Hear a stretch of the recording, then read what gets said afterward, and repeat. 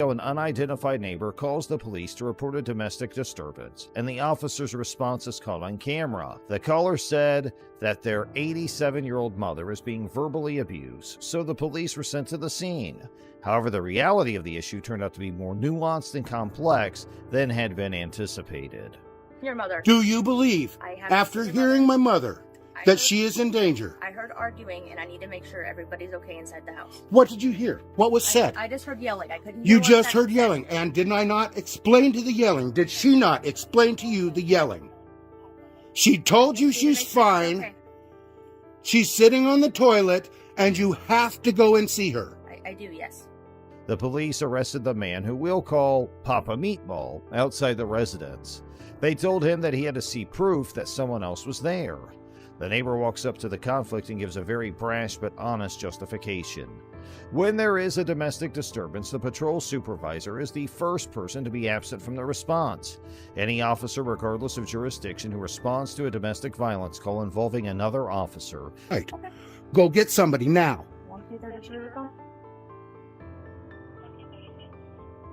Can you start a check on our female? We'll have an ambulance come.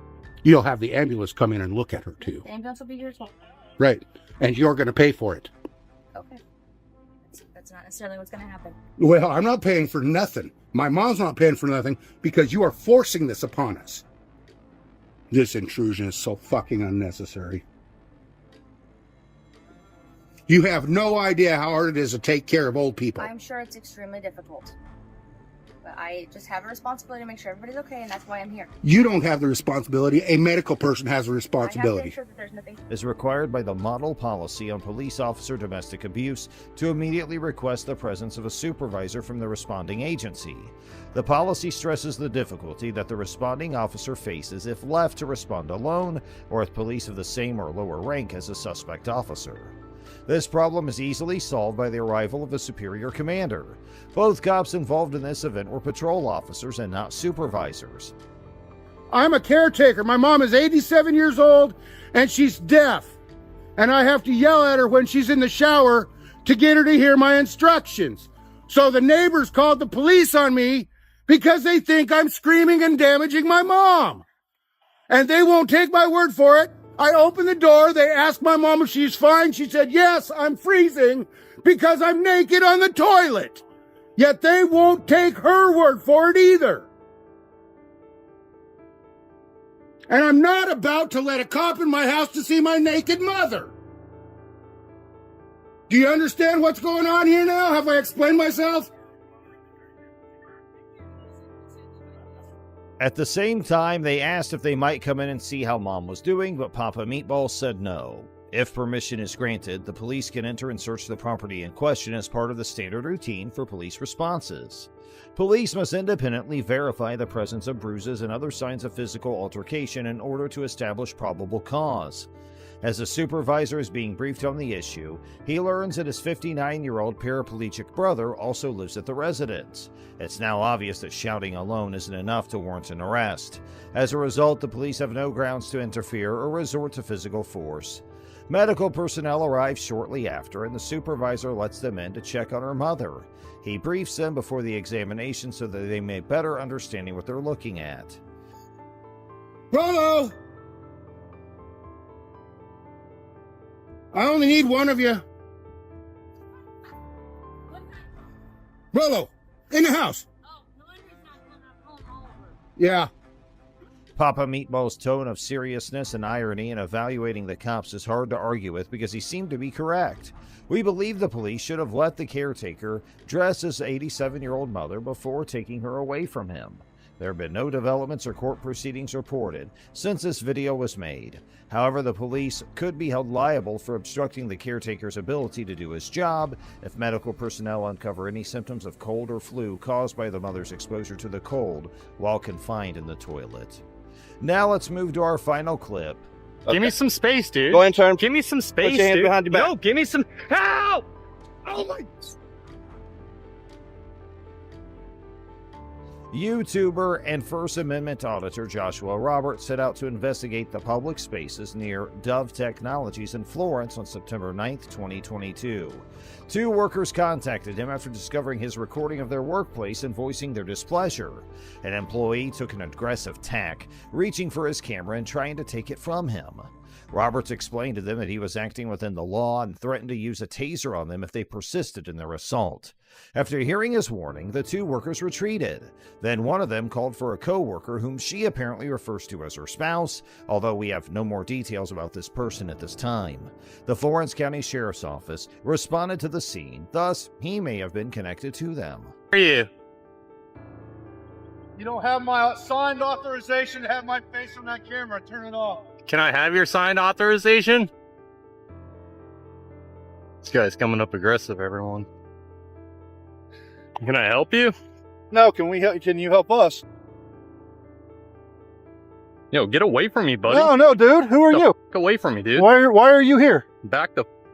Why are you here? I suggest you leave me alone. You're on private property. I suggest you do something about that then and get back inside. Ooh. Really? Yeah, really. You like going around people like this? You know think what? that's fun? Don't touch my buddy. One of the workers complained to management that Roberts was trespassing on company property. Roberts refuted the claim by saying he was actually on an easement. An easement is a restricted, non-possessory right of use over another person's land under South Carolina law. Neither the grantor nor the grantee may alter the location, size, or scope of the gift without the other party's consent after it's been made. A South Carolina power pole crosses the property, establishing an easement as seen in the video. Since the electric pole is considered public property, Roberts was within his rights to be near it. Since a utility easement does not instantly change into public property, the workers were also within their rights to claim the land as their own private property. The workers then called the police, who responded quickly to the building. When asked what happened, Roberts said he was assaulted and gave his version of the events.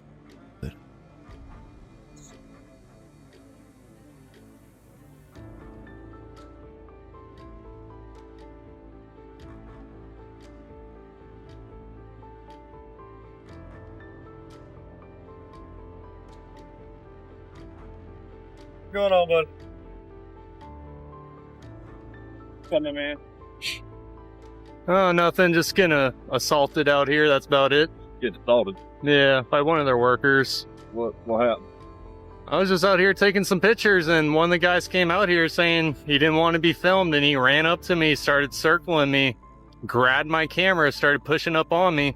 A third-degree assault and battery is defined in Section 16-3600, subsection E1 of the South Carolina Code of Laws as any unlawful effort to injure another person with the current ability to do so. Willfully and deliberately destroying any type or class of personal property or another person's goods and channels is also prohibited by Section 16-11-510. Possible violations of these two laws included the employee's hostile attitude, and one of them attempting to take Robert's camera, potentially with a purpose to destroy it. At some point, one of the officers started talking to the workers while the other kept talking to Roberts. It's important to point out that Roberts acted in a provocative manner the entire time they spoke. The presence of First Amendment auditors and their predisposition to be provocative has long been acknowledged by the Municipal Association of South Carolina. Therefore, authorities and officers inside the state have been given instructions on how to deal with contacts with them. The first three cops tried to handle the situation professionally, despite Roberts' provocative behavior. When Sergeant Paul Morrison joined the others, though, things began to change. Morrison claimed that he routinely kept this close proximity when interrogating a suspect, and he did so while talking to Roberts. Morrison tackled Roberts to the ground and tried to damage his camera by stomping on it without giving him any advance warning that he might be arrested. Roberts revealed video from the body camera purportedly showing Sergeant Morrison attempting to erase footage. Frustrated, Roberts said, "That's why I was trying to show him when he was all throwing me on the ground, and I'm like, at least turn off the camera."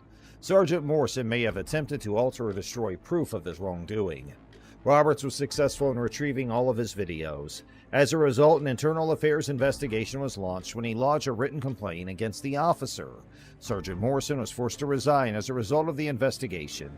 In a statement released after the event, Sheriff T.J. Joy Lehner said that Sergeant Morrison had broken several policies. The Florence County Sheriff's Office has decided to let Sergeant Morrison go as a result. The First Amendment rights of residents and tourists of Florence County were underlined by Sheriff Lehner. The 12th Century Solicitor's Office is now in charge of the case. We kick things off in Texas, where members of the Lufkin PD are handcuffing 33-year-old Tasha Faye Sponsler. After being put in the police cruiser, the handcuffed Sponsler manages to undo her seatbelt. And then, despite officers being near the vehicle, she pulls off a Vegas-level magic trick by, ta-da, wiggling her one hand out of her handcuffs. Sponsler remains calm, looks around, and makes sure the officers are adequately distracted before following up her previous trick with an even crazier encore.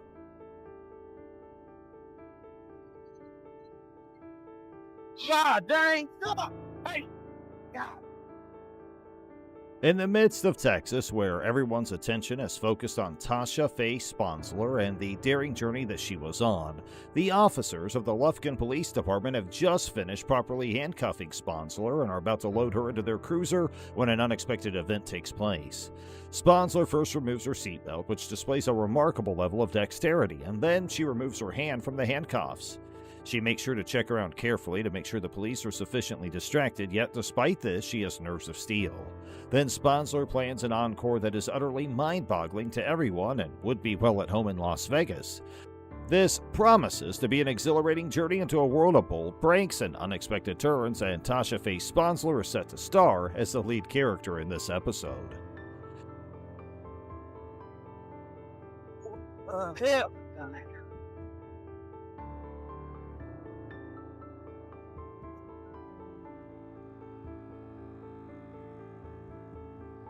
As the stolen cruiser shoots back onto the main road, it narrowly misses a row of spike strips.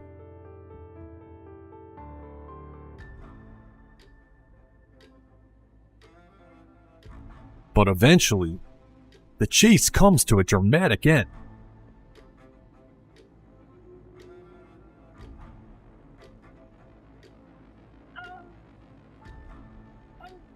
After rejecting a plea deal that would have given her 16 years in prison, Sponsler got the jury trial she wanted. Unfortunately for her, after being found guilty, she was sentenced to a staggering 45 years in prison.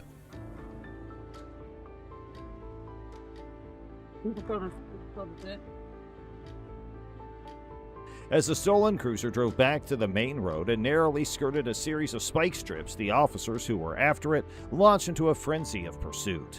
The amount of stress that was being endured became increasingly severe with each passing second. The desperate circumstances that the fugitive was in caused her to make a choice that would have severe repercussions. Sponsler was offered a plea bargain that would have reduced the maximum term she faced to 16 years, but she chose to take her chances in a jury trial instead. Her run of good luck had finally come to an end. The judge came to the conclusion that she was responsible for the crime and then stunned everyone in the courtroom by imposing a sentence of 45 years in jail on her. After the spectacular chase was over, Sponsler was left with the sobering awareness that she still had a long and challenging road ahead. It's 1:15 p.m. at the Ready Mart in Spruce Grove, Edmonton. And this man, 28-year-old Richard Parasow, has just been caught trying to buy a can of soda with a stolen credit card. Police have been called in to arrest the man, but he's not going quietly. After throwing his girlfriend, Brittany Burke, more on her in a minute, onto the officer and tangling with the store's owner, creating an impromptu game of Twister, he breaks free. He takes off towards the back of the store with no shirt and no plan. As the officer takes aim with a taser, Parasow grabs a weapon of his own. A bag of salty snacks. Realizing he's outgunned, he drops to the ground. The officer shows restraint as Brittany Burke approaches near the Pringles. after telling her to stay back. The officer calls for backup, and that's when Paracel makes at least his fourth terrible decision of the day and is pumped full of 50,000 volts. Meanwhile, with the entrance blocked by the owner, Brittany, the real star of this video, makes her move to the back of the store. Instead of trying the back door, she takes another, more daring route. After blowing absolutely any chance of anonymity right here, she crawls past the dusty Christmas decorations and heads for the ductwork and potential freedom. A seemingly good plan until it isn't.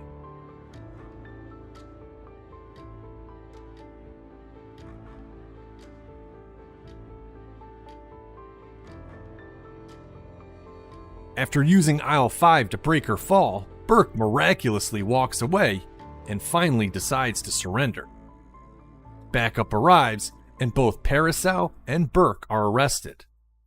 As the store's owners pick up the pieces of their ceiling, Paracel and Burke picked up 11 charges, including using a stolen credit card, resisting arrest, and assaulting a police officer. Disarray broke out in the Spruce Grove, Edmonton location of Ready Mart around 1:15. The 28-year-old Richard Paracel was apprehended while attempting to use a fraudulent credit card to buy a Coke. When the police arrived to arrest him, he caused a commotion by throwing his girlfriend, Brittany Burke, who would turn out to be quite the character in her own right, at one of them. The shopkeeper got caught up in the confusion, and before long they had an impromptu game of Twister on their hands. Paracel stripped off his shirt and made a hasty retreat to the store's rear. Paracel dodged the officer's taser by brandishing a bag of salty snacks. Being aware of his inferiority, he wisely lowered himself to the earth. Brittany Burke, meantime, made her move, silently slinking past dusty Christmas ornaments and into the ducts.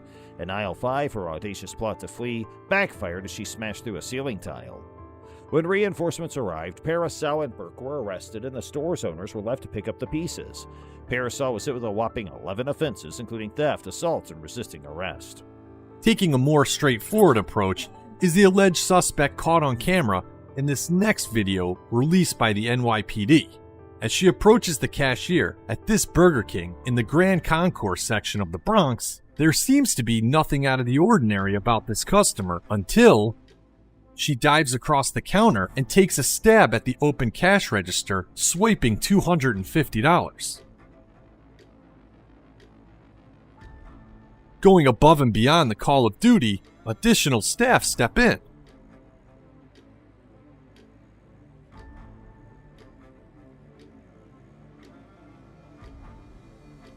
But they don't have the suspect for long. She slides across the counter and makes her way towards the door with no sense of urgency, and with good reason, as she's yet to be caught. But for the staff of this Burger King, they get a moral victory for making sure the suspect walked out both hungry and empty-handed.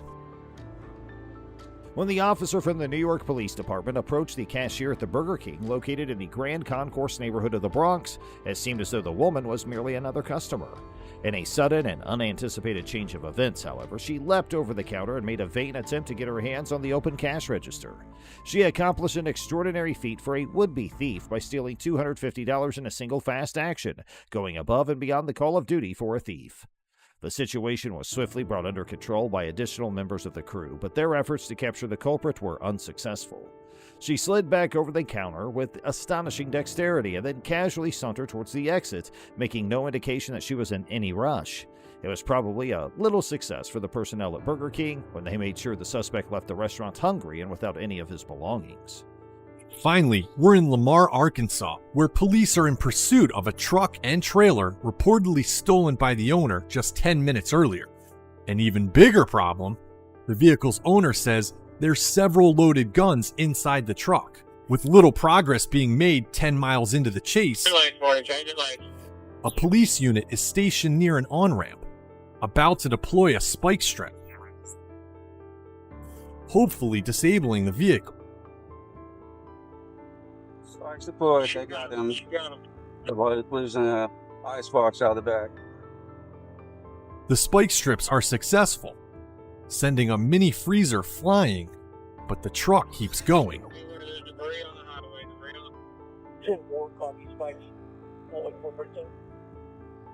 Looks like we got a front driver's side tire. 68 miles an hour. Westbound. Then, 2 miles further down the highway, He's on the rim. He's about to come to a stop here soon.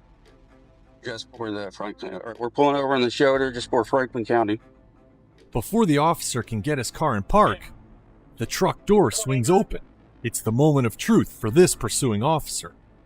As the driver exits, they could be concealing a weapon, or not concealing anything at all. Get on the ground! Get on the ground! The driver who just led police on a dangerous high-speed chase is, in fact, a woman wearing nothing but a pair of sunglasses and who knows what on her head. Get on the ground! Get on the ground! Get on the ground! Police tackle the woman and place her under arrest.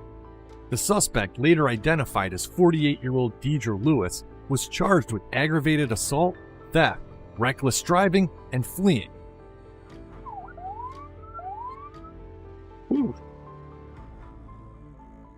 They had followed the track of the stolen truck and the trailer all the way to Lamar, Arkansas. 10 minutes after reporting the theft, the owner revealed a more pressing concern. He said that the stolen vehicle contained loaded firearms. Tensions were high when a police team waited at an on-ramp and got ready to use a spike strip after a 10-mile chase. Success! A small freezer was launched into the air by the strip, but the truck kept on. However, at 68 miles in, the front driver's side tire gave out, and by the time they got another 2 miles down the road, the truck was on its last legs. The cop had his opportunity to act. The truck pulled over to the side of the road in Franklin County, and as the pursuing police officer approached, the door suddenly opened. When the driver finally emerged, everyone knew for sure if she was hiding a weapon or not. The fast command came, "Get on the ground, get down here." It was then revealed that the woman behind the wheel during the high-stakes police pursuit had been wearing only sunglasses and a peculiar headpiece. Officers swarmed in and arrested the culprit, a 48-year-old woman named Deidre Lewis, who was charged with aggravated assault, theft, reckless driving, and eluding police. Why are you taking this home? Fine! Put your hands behind your back. Stop! Stop! Stop! Stop! Put your hands behind your back. I'm doing wrong. I'm gonna take this home! Okay, well, The video shows body cam footage from a confrontation with police in Brookings, Oregon. Jennifer Gaymon, a disabled lady, was detained by police for riding her mobility scooter on the sidewalk without a helmet. Jennifer, however, was well within her rights to use the sidewalk for her scooter because she is a disabled citizen. The cops, alas, had a different take on the situation. Okay, well, I'm trying to get my camera on real quick. Okay, so let you know, conversation being recorded. Are you able to turn that music down a little bit just so we can talk better? Okay. I just want to go home. It's freezing. It is Yo, cold. why are you stopping me then? I've Okay, been riding this thing for over 2 years I'm now. gonna explain it to you in a second. We're stopping you because you're on a sidewalk with it. Yeah, you rode because through it a is crosswalk. it's a legal thing on the sidewalk. Look it up. It's a mobile scooter. It's a fucking mobile scooter. Okay. it's an electronic scooter. Yeah, it's a mobile scooter. Okay, do you understand what that means? It's my mobile scooter. It's how I get around. I don't have a car. Quickly, Jennifer called the police and explained that she was a pedestrian because of her scooter. The uninformed officers, however, continued to approach even after she explained the situation. Officers kept calling it an electronic scooter, most likely so they could write her a ticket. Yeah, it's like Iris. He goes on. Yeah, because I'm getting pissed off. Why are you getting Because I want to go home. You guys are pulling me over for no reason. we're on It's like lawful traffic Iris. It's like Iris. You know Ira, the blue guy with the guy who's right there? It's exactly like his, except it's got 2 seats. stop. That's all it is. It's an electronic Why? scooter. Exactly. Do you deny that it's an electronic scooter? It's not electronic scooter, and I can ride it on a Is sidewalk. it gas powered? No, it's not gas. Okay. I So gotta it's go. electronic. I'm cold. You guys are cold. You're not free to leave. Yeah, I am. No, you're No, you're not. not. Yeah, I am because you legally cannot stop me. You're lawfully detained right now. You are For what? literally on a lawful For traffic what? stop. You see those red and blue lights? For what though? Are you going to Give let me- him explain it? Yeah, because you don't have a reason to. You guys are legally. You're taking my disability act and you're throwing it in the garbage. I have no This is idea my what you're talking disability scooter. This is how I get around, and you know that. You've seen me many times around this town riding it. about. Okay. Are you going to let him explain to you why you're actually on a lawful traffic stop? Okay. So we stopped you because it was actually looked up before, okay? You can't ride this in a crosswalk and on the sidewalk. Are you kidding me? So the mobile scooters that ride around here, all these old people can't ride them on the sidewalk? Nope, not according to the Oregon Department of Transportation. I'll look it up for you, just so you can know that I'm not messing with you. He's not messing Okay, so I'll let everybody know that you guys have bad laws in this town, and that people It's that have Oregon. disabilities. It's an Oregon No, you know Department what? of That's disabilities. Okay, these people ride these scooters for disability. You want them riding on the streets and they get hit by a car? You're kidding me? I don't make the rules. Yeah, well. Grab some information. Jennifer was lawfully arrested, and police asked her to see her identification before releasing her. Jennifer was at first hesitant to give her ID, but in the end she did so to speed things up. Several tickets, mostly for driving offenses, were written for Jennifer by the police over the course of around 15 minutes.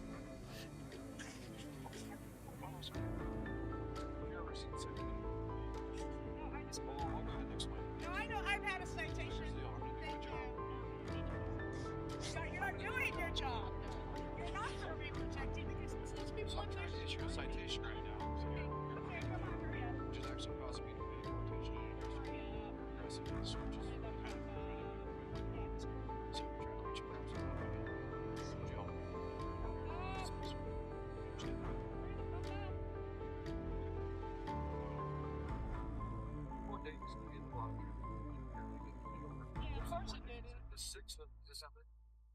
Yes. I'll double check just to make sure since it didn't bleed through. Jennifer was followed by the police all the way to her house, where they remained stationed the entire time. Jennifer was forcefully arrested after police arrived at her garage and filed charges of disorderly behavior and eluding arrest.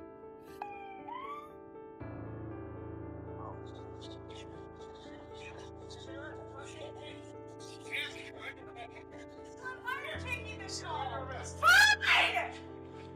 Put your hands behind your back. Stop! Stop! Put your hands behind I your back. didn't do anything wrong. I was gonna take this home. Okay, well, we disagree on that. You're under arrest. You're happy, huh? That I'm getting arrested. He wasn't even there.